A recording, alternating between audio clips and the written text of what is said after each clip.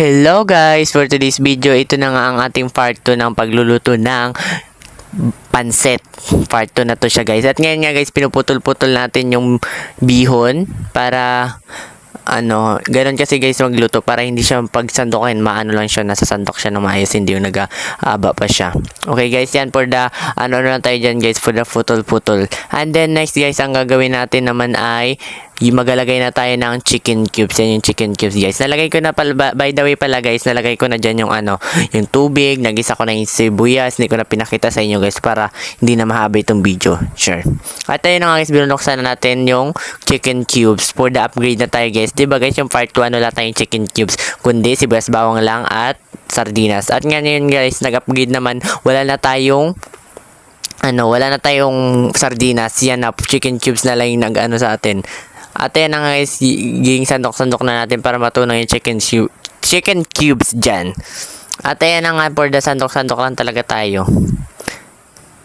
At ayan nga guys, yung next nilagyan natin ng toyo onte kasi matabang pa siya. Hindi pa siya saktong maano ng toyo guys. At ayan nga, for the sandok-sandok tayo dyan para yung mahalo siya. At ayan, tinikman natin guys kung sakto na ba talaga yung lasa. At ayan nga, sakto na. At yung next natin ginawa ay ilalagay na natin yung bihon. At ayan nga yung next guys, nilagay na natin yung bihon. Nilagay na natin lahat, gimbuhos na natin siya. At yan, for the sandok-sandok na tayo dyan guys, dahil yan talaga yung ng pagluluto ng pansit. For the sandok-sandok lang talaga tayo dyan guys. Napatunaw na natin yung bihon.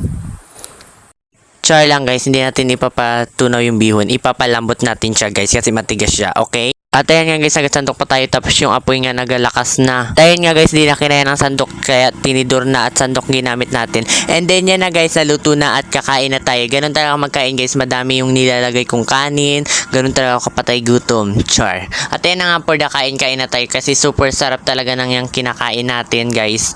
Ayan, at ako kutsara tinidor pa tapos hindi naman marunong. Kadami talagang alam nito, di ba? Daming alam ng vlogger na to. Char. At ayan na nga guys, for the kain na tayo ng madami dyan.